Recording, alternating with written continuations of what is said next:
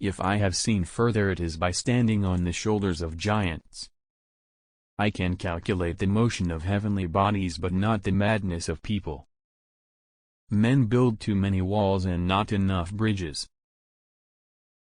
I know not how I seem to others, but to myself I am but a small child wandering upon the vast shores of knowledge, every now and then finding a small bright pebble to content myself with while the vast ocean of undiscovered truth lay before me.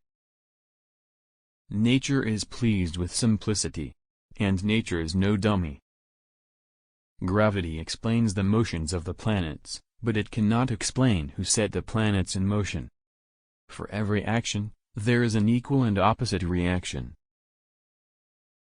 The more time and devotion one spends in the worship of false gods, the less he is able to spend in that of the true one. They who search after the philosopher's stone, are, by their own rules, obliged to a strict and religious life. In the absence of any other proof, the thumb alone would convince me of God's existence. What we know is a drop, what we don't know is an ocean. Truth is ever to be found in the simplicity, and not in the multiplicity and confusion of things. This most beautiful system of the sun, planets and comets, could only proceed from the counsel and dominion of an intelligent and powerful being. A man may imagine things that are false, but he can only understand things that are true. No great discovery was ever made without a bold guess. What goes up must come down. If I have ever made any valuable discoveries, it has been due more to patient attention than to any other talent. You have to make the rules, not follow them. He who thinks half-heartedly will not believe in God, but he who really thinks has to believe in God.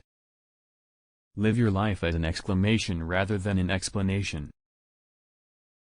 Sir Isaac Newton was asked how he discovered the law of gravity. He replied, "By thinking about it all the time. To myself I am only a child playing on the beach, while vast oceans of truth lie undiscovered before me." Tact is the art of making a point without making an enemy. Yet one thing secures us whatever betide, the Scriptures assures us that the Lord will provide. To explain all nature is too difficult a task for any one man or even for any one age. Whence arises all that order and beauty we see in the world? Plato is my friend, Aristotle is my friend, but my greatest friend is truth.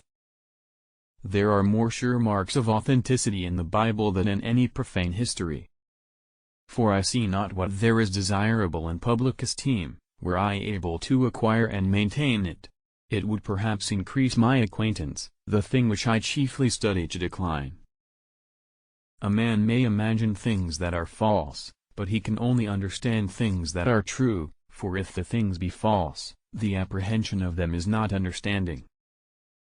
This most elegant system of the sun, planets, and comets could not have arisen without the design and dominion of an intelligent and powerful being. If I have done great things, it's because I was standing in the closet of smart men taking notes and then publishing their ideas as my own. Atheism is so senseless. When I look at the solar system, I see the Earth at the right distance from the Sun to receive the proper amounts of heat and light. This did not happen by chance.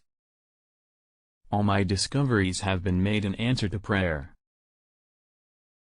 What goes up must come down.